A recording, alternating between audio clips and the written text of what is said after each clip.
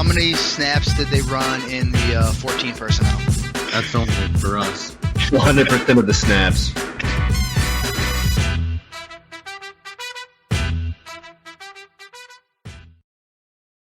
What's going on, everybody? Welcome into 14P Fantasy. I am your host, Justin Wright. I am back with another rookie profile for you guys. This time, we are talking Rachaad White of Arizona State. Before we get into, his 2021 season, his NFL outlook, his fantasy outlook, remember, we do have the Patreon page live now. Over there, you can get access to all of these rookie videos. This one, a day, 2-3 days in advance before they hit YouTube. We also have our tiered rookie rankings, our dynasty rankings. We'll have mock draft links, best ball links, a whole bunch of stuff going on over there. For as little as $2, you can go and join that Patreon page, help support me and Marco as we try to, keep pumping out content throughout the off season. Also, subscribe to the YouTube channel. You're already here. You're watching. Just do it. Follow us on Twitter. All that good stuff. All right, guys, let's get into it. Like we said, we are talking Rachaad White of Arizona State. He is a redshirt senior, which is old. It's a lot older than you typically see. He is 6'2", 210. So with that frame, he's tall, but he's slender. There's not a lot of power there, and we'll get into that and the strengths and weaknesses. But he's a freaking blazer, and that's the key here. So let's look at his last season, 2021. Again, 1,000 rushing yards, 15 rushing touchdowns, both fantastic. But the key here, and this is what I think is going to make him such an interesting running back in rookie drafts in the NFL, 43 receptions for 456 yards, only one receiving touchdown, but I don't really care about that. When you watch him, he has a full route tree. He's running swings, he's running wheels, angle routes, slants. He is doing it all for Arizona State, or was doing it all for Arizona State. He's going to be at the very least, a very good third down back in the NFL. And that has a ton of value in fantasy. I mean, look at DeAndre Swift. Not that he's a third round back, but running backs that just get insane passing volume tend to perform well. J.D. McKissick is probably a much better comparison in terms of workload. Tariq Cohen, smaller guys, but still expect a very, very similar role, potentially with more rushing work, hopefully with more rushing work. So as we go and look at his strengths, his weaknesses, number one on that list, we just touched on it. He is a otherworldly receiver as a running back. And that, again, has its values. He has a great route tree. He is utilized out wide, in the backfield, split off the line. He can kind of line up anywhere in terms of receiving, and that is going to carry over into the NFL. It's one of the stickiest stats, moving forward, trying to project guys in the NFL. On top of that, when he does get the ball in space or even at the line of scrimmage, he is insanely elusive. I mean, he's not going to run guys over. That is a weakness, for the size, for the height. He doesn't carry that kind of power. But in terms of just being able to avoid tackles, he jukes, he spins, he hurdles.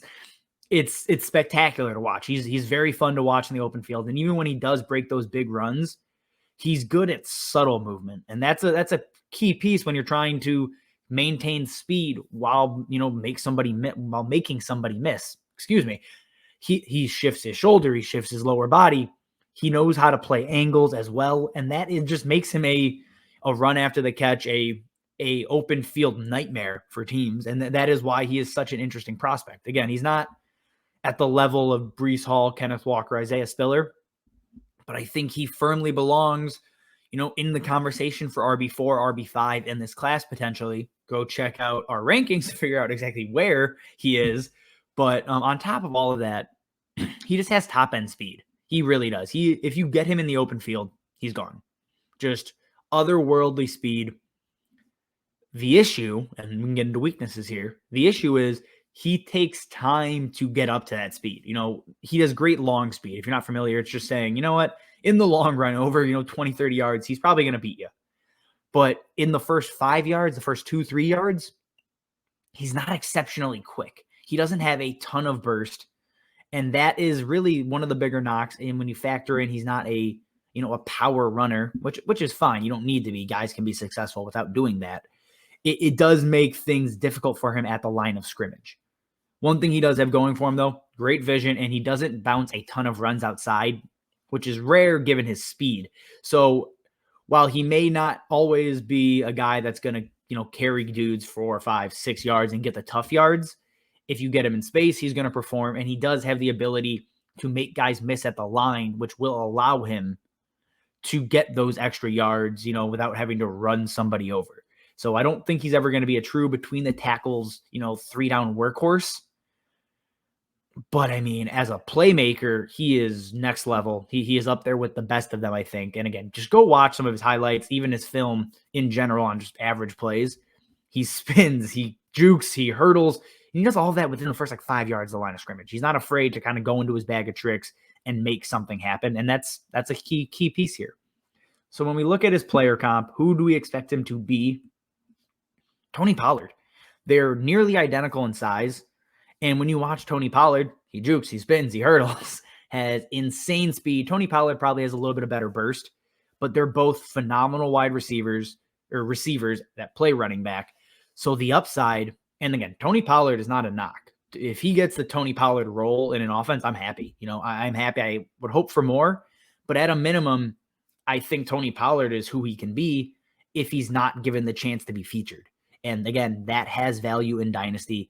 Most likely, he's going to be a second or third round NFL draft pick, and landing spot could potentially shoot him up into the top, 7 picks in Dynasty. We know how people go crazy for running backs. So that's really where he's expected to land. But yeah, keep an eye on him. Late first round pick in Dynasty startups, Dynasty rookie drafts, not Dynasty startups. Let me be clear. Excuse me. But that is all we have on Rachaad White, guys. A very interesting running back sleeper for the 2022 class here.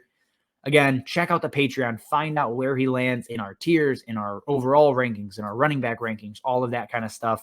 Subscribe to the channel, all that good information.